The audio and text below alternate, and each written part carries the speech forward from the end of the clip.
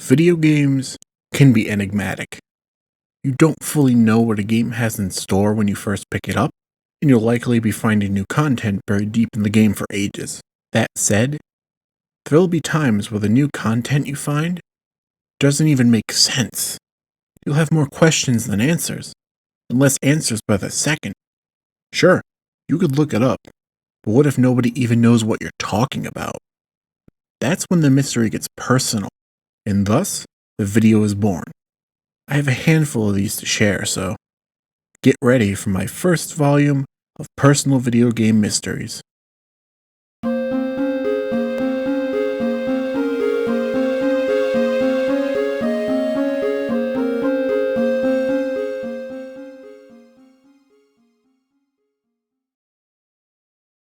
Gonna start this video off simple.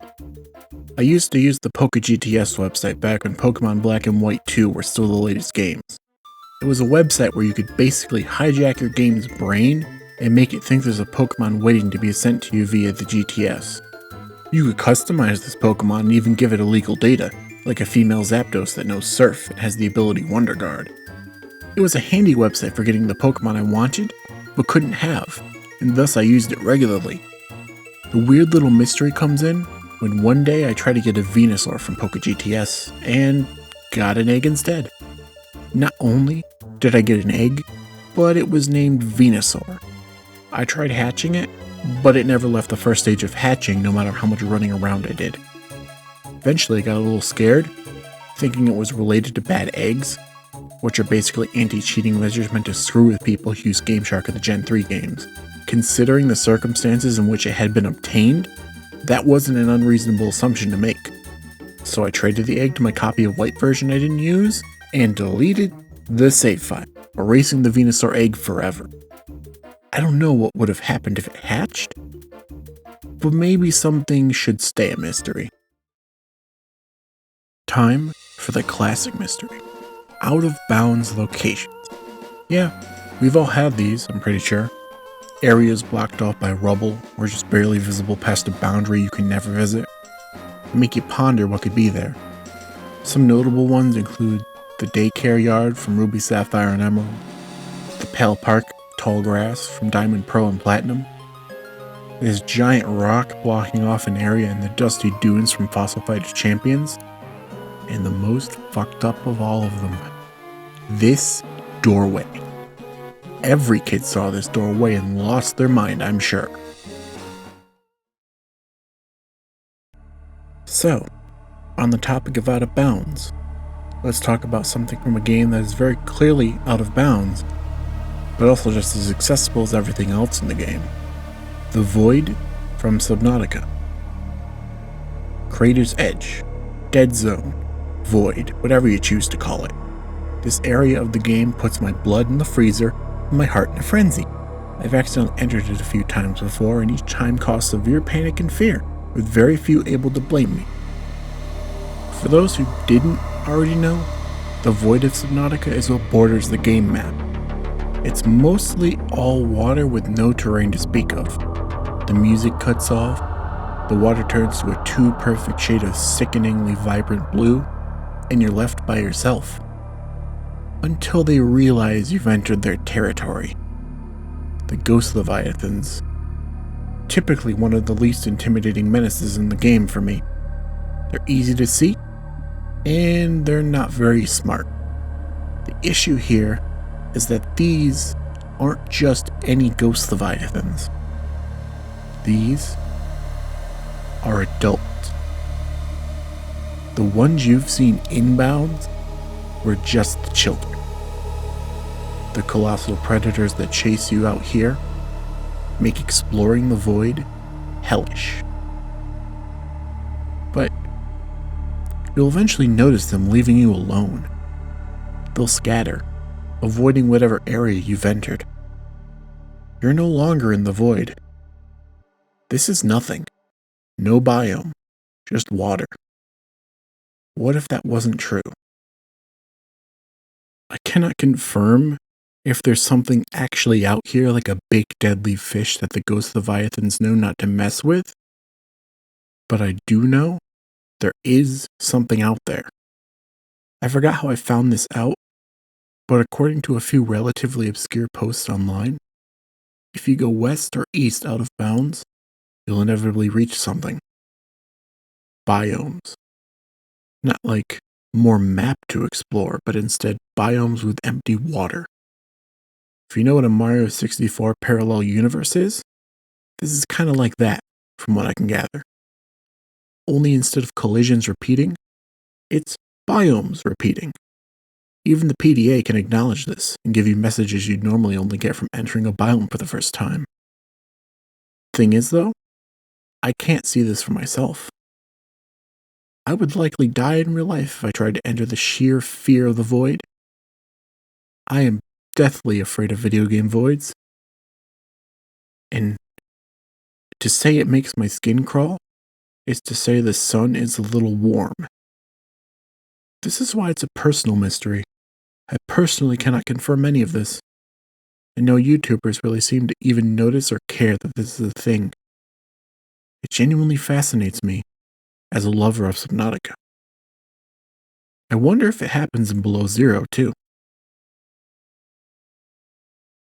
Grand Theft Auto San Andreas. It's almost my favorite game of all time. If you were to ask me why, I couldn't really tell you. Nostalgia maybe? Or maybe the myth hunting community. Yeah, I know a lot of myths and legends are complete bingus made up for fun, but I still find a great deal of enjoyment reading all the wacky stuff people come up with. For example, Squidward's suicide. Yeah, it gets wild. For every poo-poo myth that serves little purpose other than entertaining, there's usually one that genuinely catches my interest.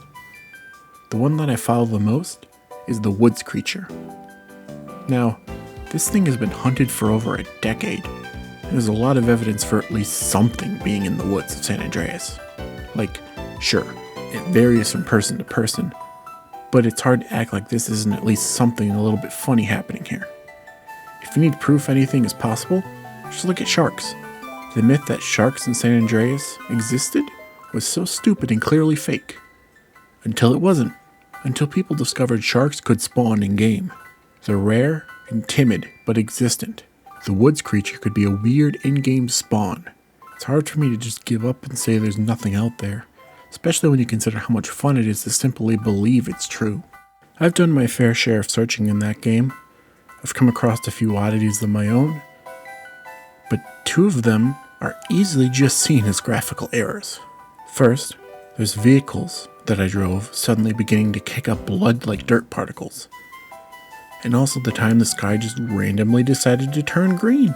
Makes me wonder if the woods creature really is out there, but a mere glitch rather than a fully fledged creature that stalks you in the back of beyond. At last, we've reached an end. This end is an interesting one because it's one I've been researching myself. One that has caught my attention completely, and one that I'd like some help with solving.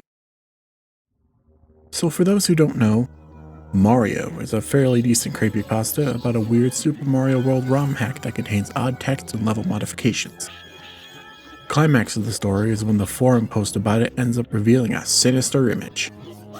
The forum admins realize the TXT file in the folder isn't a TXT at all, but instead an image. After some modifications, the image is revealed to be too corrupted to be displayed. However, the admin took the resolution of the image and plugged that data into a Google search. The second result was this face. This is the face of what we've come to know as victim number 1. Named after the gruesome description the game gives off for no real reason upon finishing a castle level. The image obviously looks similar to what the description is describing, but this isn't it. The face in the image has eyes, clearly, while the description states the eyes couldn't be found. This led me into looking further into the image's origins. The story clearly states the image was found as the second result in a search, meaning it was indexed by a Google search. This means there was a place of origin for this image elsewhere online, and yet if you look up the image at all, you get the creepypasta wiki version. This is where my search began. I started to find people asking this very question elsewhere online. And thus, I found myself digging through Reddit comments, eagerly hoping the mystery had been solved already. Part of my hope was right. Some people had fairly decent explanations. The lead I found to be the most likely is that of Shay St. John. For those who don't know about Shay St. John, it's not important who they are for this video. It's just important what they look like. This is Shay, a fictional character from an old web series. This is Shay without her mask on. Looking a bit creepy, right? Now, what if I put some filters over the image? Oh my god. Would you look at that? Is this our victim number 1? Well, we can confirm it likely could be Shay we're looking at here. The thing that isn't so clear, however, is what image was used for this edit.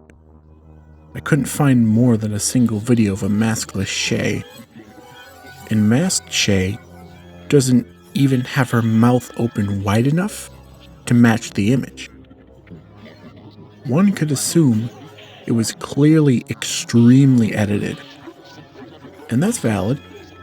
This just leaves me with 2 questions.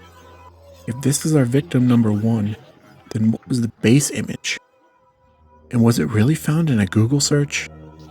That's where I'd like some assistance. I don't expect all sorts of big names to suddenly hop in and help with this mystery. Jorge isn't just going to materialize and help us spread the message. So it may be a little bit difficult. If you know anything about the origin of victim number 1's supposed face, please tell me. Just know that I don't actually think in the slightest it's a real murder victim. So please don't use that as the basis for the hunt. Well then, that was quite the video, wasn't it? Glad to see how many people stuck around after the FNaFB iceberg. As of the time of writing this script, that video has 6K views. I'm almost at 100 subscribers. You guys are crazy. And I love that. You'll likely never hear me telling you to subscribe because that's dumb. Instead, I'll simply ask you to stick around. Even if you watch my videos whenever they pop up in your feed, as long as you enjoy them the way you want to, I'm all for that. This video has been a combination of several smaller videos I couldn't finish due to their style not fitting my own. I'm better with doing pseudo-list videos where I just gather a bunch of topics that relate and talk about them. I hope you enjoyed this dive into several topics related to my personal gaming mysteries. This has been Midnight Crick. Have a fungus.